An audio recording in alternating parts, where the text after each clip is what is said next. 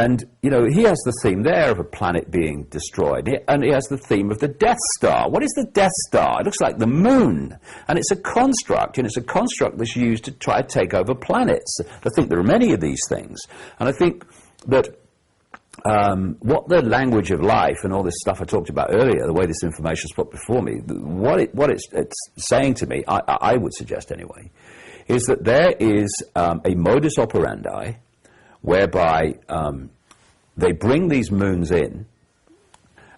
When they bring the moons in, they have a fundamental effect on the planet as it is, and therefore they basically, as they did here, have a blank sheet of paper. It's over. That's civilization over. And then as things settle down, they start genetic manipulation and other manipulation, and they take over the society, take over the planet. But one thing to mention is that these moons are dependent upon the target planet for resources, for slave labor to create the resources and all the rest of it. So although there seems to be this dynamic that the moon is in control of the planet, actually the moon is completely dependent upon the planet for all that it needs. And one of the common themes through the ancient accounts, through the Zulu legends, and through people that I've met in the modern world over the years, is that these reptilian entities, who I say are within the moon, not only there, mind, within the Earth and also in other areas of this solar system, but they are terrified of exposure, because compared with the human population, there's not that many of them. It's why one of the reasons they want to cull the human population, which is a recurring theme in conspiracy research, is because they can't deal with the numbers. But also, they're completely dependent on this planet for resources. And parasitic relationship. Oh, that's what I've said in the book. And this is interesting, Bill, because I talk about something in the book which I call the moon matrix. And this moon matrix is a collective mind which is broadcast from the moon. And basically, it is the collective mind of these reptilian entities. So what they've actually done, I explain what I mean in a second in more detail, but in theme, given you bring up that point about parasites, is that in so many ways, humanity has become a collective expression of that mentality. So if you look at society, I've talked about this whole subject in the book, fun enough. You have a parasitical group who literally go around parasiting off other planets, other groups of people, populations, planetary populations. And they have transferred that into the human society. Look at it, Bill. The human society is awash with people parasiting off other people, using their efforts, using their talents to make rewards for them to which they've contributed nothing. Look at the banking system. It's the greatest parasitical network you could ever come across. You look at governments parasiting off the population. Look at transnational corporations parasiting off the population, and then you bring it down into the general population, and you've got parasites. I mean, I've had parasites in my life. One guy tried to take over control of all my books, and I had to spend a fortune going to court to stop him. He hadn't contributed a word or a fact. People like Jordan Maxwell's had parasites in his life, one in particular who tried to take over his work, his life's work, and make money out of it. So many people. You see parasites everywhere. Why? And then you come down into the body, you've got parasites in the body, it's multi-level. And I would suggest that the reptilian mentality has been transferred to the human collective mind, in a way I'll come to. Through what I call the moon matrix. And it depends how powerfully tuned you are to this moon matrix, this collective mind, as to how you are affected by it. The more powerfully tuned to it, the more your behavior and perceptions will be mirrors of this hive mind mentality.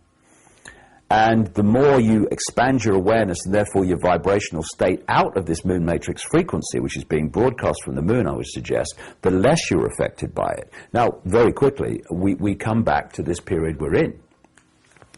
They are desperate to stop people awakening out of the influence of the moon matrix, therefore out of the herd mentality, the hive mind. And once you start to withdraw from it, its influence over you diminishes, eventually disappears, and suddenly you can see things you couldn't see before. And as I mentioned earlier, the prime base state of these reptilian entities, because they desire control over, is desperate insecurity, fear of losing their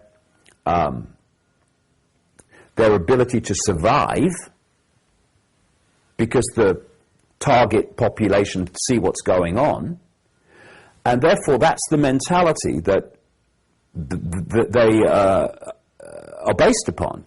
This collective mind, which is connected into the collective human mind, this hive mind, manifests, projects, communicates that into the population. So what are you looking at? You're looking at a human population that's invariably anxious, frightened of not surviving, not just physically, but through financially, through will my partner leave me? Will I lose my job? Will my belief system survive from this new information? It's all survival, survival. And where does that come from? You talk to brain experts, brain anatomists, etc., and I'll tell you, it comes from the reptilian brain. Comes from the reptilian brain, what they call, some of them call the R complex. I've been writing about the reptilian brain for years for obvious bloody reasons. And what I'm saying in the book, and again, people just have to feel this, is that this genetic manipulation that the ancients talked about, you find over and over and over again. You see it in the Bible, the sons of God interbred with the daughters of men and all that stuff, but that's just one expression. It's all over the place. I'm saying that this was the sequence, the basic theme sequence. Moon comes in, changes everything. End of society as was before. Massive geological, biological, everything bloody catastrophe. Fractured human personalities for those that even bloody survived. And then things settle down. And now the genetic manipulation starts. And suddenly societies start springing up in Sumer, Egypt, Indus Valley, South America, West Africa, China, ones that were ahead of the rest of them. I say this is the influence of these entities. And of course, then you've got the stories of the Anunnaki in Sumer. You've got the stories of the Chitahuri in South Africa in the Zulu legends.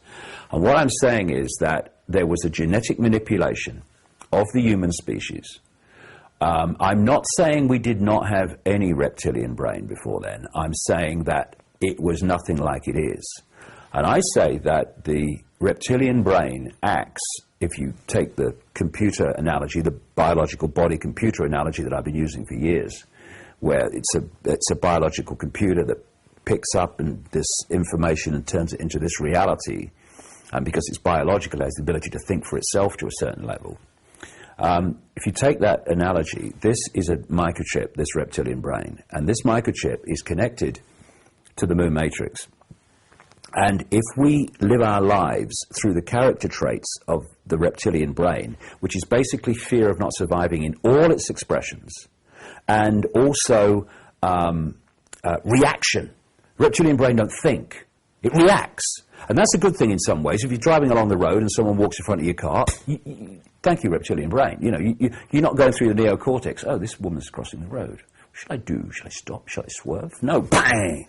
But once you get that reaction mechanism manifesting and influencing and dictating, and so many people it does, my goodness, all of us from time to time, if not more than time to time, in the general run of life and decisions and interactions, then you've got a society that is actually a manifestation of the reptilian brain. And in the book, I go into a lot of detail about the traits of the reptilian brain, and then compare them with the traits of human society. And they're incredibly mirrors of each other in so many ways.